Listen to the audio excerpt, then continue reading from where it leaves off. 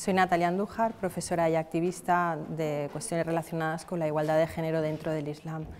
Los retos que tenemos hoy en día las feministas musulmanas pues son diversos, tanto dentro de la comunidad musulmana como fuera. Dentro de la comunidad musulmana la palabra feminismo está connotada, tiene una connotación bastante negativa. Todos conocemos un poco cuáles son los estereotipos que giran en torno al feminismo, como destructor de la familia, la negación de una feminidad, una supuesta feminidad en torno a las mujeres, el hecho de que pudiera tener alguna influencia de Occidente y que no sea del propio legado tradicional islámico. Es decir, hay muchos obstáculos o muchos retos desde dentro. Desde fuera, la eterna pregunta de si el Islam o las religiones en general son compatibles con el feminismo.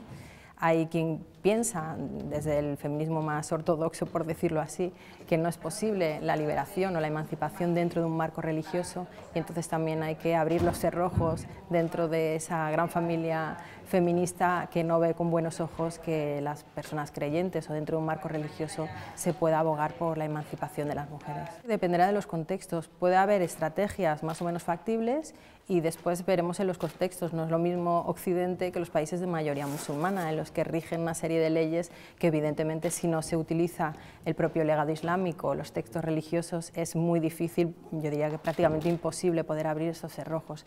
Es decir, es de vital importancia, y lo dicen las propias protagonistas, las mujeres que viven allí, que necesitan utilizar el discurso islámico, retomar los textos tradicionales, utilizar pues el Corán, utilizar la Sunna, la tradición profética, como elementos liberadores, es decir, hacer una vuelta a los fundamentos para quitar todo aquello que en realidad se ha ido añadiendo, cuestiones culturales, e ir a lo básico, a lo fundamental que defiende el Corán, los principios que vertebran el mensaje divino. En los países de mayoría musulmana, sobre todo los códigos de familia, es donde están más focalizadas en el trabajo de construcción y de reinterpretación. Cuestiones como el divorcio, la custodia de los niños en caso de divorcio, la herencia, la poligamia, mutilación genital femenina, es decir, todas esas cuestiones que atañen directamente en el día a día de las mujeres musulmanas. Claro, en Occidente hay cuestiones que nos parecen un poco ya lejanas, ¿no? Aquí en principio no tenemos que pelearnos pues, para poder abrir una cuenta en el banco sin que el marido nos autorice o para poder viajar sola. Hay cosas que parecen evidentes, aunque en otros campos no lo son tantos. Entonces, en Occidente nos vamos a mover más pues, qué tipo de economía queremos, qué participación política como musulmanas vamos a desear para cambiar este sistema que nos parece pues, en general, en todo caso, dudoso, ¿no? Porque las democracias también tienen sus cuestiones a revisar, ¿no? Entonces, depende de dónde nos movamos, pero si nos movemos en los países de mayoría musulmana, hoy en día el foco, el trabajo fundamental son los códigos de familia. Es vital en los países de mayoría musulmana, vuelvo a contextualizar, porque de hecho en algunas reuniones en las que yo he participado y se ha hecho esta misma pregunta, se ha hecho como un cuestionario y daban a elegir varias opciones, la mayoría de mujeres eligen este punto como realmente el estratégico, el fundamental para poder cambiar las sociedades, poder cambiar las relaciones de género. Desde Occidente nos parece algo como lejano, ¿no? El tener que reinterpretar un texto religioso porque, claro, vivimos en un contexto muy distinto, pero por lo menos lo que dicen las propias mujeres musulmanas que viven en los países de mayoría musulmana es el primer punto que tienen que trabajar y poder tener autoridad, porque en principio puedes reinterpretar los textos, otra cosa es que esa interpretación sea referente y que la propia sociedad musulmana quieran escuchar esa nueva lectura o esa lectura alternativa. Entonces hay un problema ahí de autoridad y quién tiene el poder para legitimar una lectura u otra.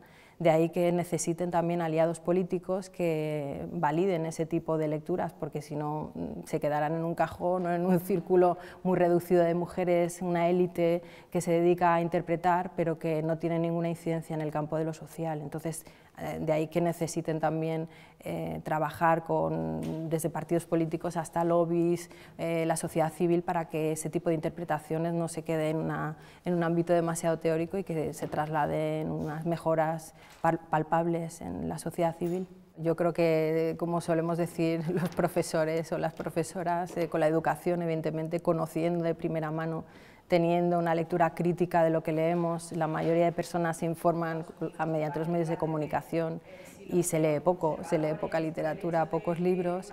Entonces estamos en esta sociedad de lo rápido, de lo inmediato, leemos un titular y ya concluimos que somos especialistas en Islam. Entonces primero hay que formarse, tener una visión crítica, comparar siempre las fuentes, etc.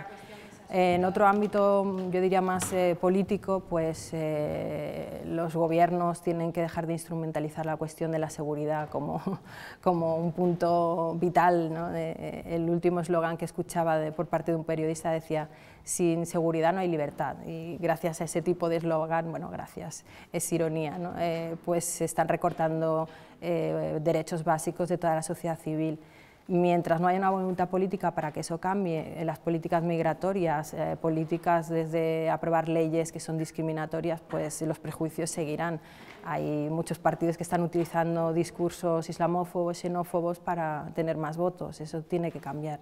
Y luego también parte del feminismo, no todo evidentemente, pero hay un feminismo burgués, etnocéntrico, que está instrumentalizando la cuestión, y de hecho lo que es sorprendente es que mantengan posturas o discursos similares en el tema de la cuestión de las mujeres musulmanas, igual que la ultraderecha. Están teniendo la misma visión, la misma lectura, y quizá deberían plantearse la cuestión de si no son instrumentalizadas por ciertas corrientes xenófobas, y en todo caso no hay ninguna contradicción entre la lucha antisexista y la lucha antirracista. Es algo que bueno, debemos de luchar contra cualquier forma de opresión y defender a los oprimidos. Pues sobre todo están ubicadas en lo que se llama el Islam de la periferia. No hay algunas, pero menos en los países árabes, por decirlo así, y se da pues sobre todo en Sudáfrica, en Indonesia, Malasia, Estados Unidos, en Europa, e Irán también, ¿no? Estamos viendo que es la periferia donde está emergiendo pues figuras más relevantes del feminismo islámico. Algunos nombres, pues tenemos a Saadiya Sheikh en Sudáfrica, tenemos a las Sisters in Islam, Zaina Anwar de Malasia. En Irán pues, hay muchas activistas también, una revista que se llama Zanan, que fue cerrada y trataba sobre estas cuestiones. En Estados Unidos Amina Wadud, y en Europa pues, hay también movimientos de mujeres que a lo mejor no se identifican con la etiqueta, pero que sí que están contribuyendo a hacer estas nuevas lecturas y a trabajar quizá más en el plano de lo social y de lo político y no tanto en la hermenéutica, pero es decir, que son más activistas que académicas, así que tenemos una variada elección. Por desgracia, en español prácticamente no hay nada. Ninguna de estas autoras que he citado están traducidas al español. Es el eterno problema que tenemos en España, que traduce los libros 10 años después, cuando ya bueno, hemos pasado a otra cosa, ¿no? Sobre todo la literatura del feminismo islámico está escrita en inglés, es la lengua vehicular. Pues eso, Asma Barlas, Amina Wadud, Saadiya Sheikh, Kesia Ali, son las que están produciendo hoy en día, Leila Ahmed también, Fátima Mernissi, una parte de su literatura, el harem político, pero no toda su literatura, evidentemente, hay una evolución dentro de su obra. Son algunas autoras, pero por desgracia hoy en día ni ninguna universidad tiene integrada en una cátedra estudios de feminismo e islam, no existe, se invisibiliza en España, así que es una asignatura pendiente. Pues ya está, muchísimas gracias. Gracias a vosotros.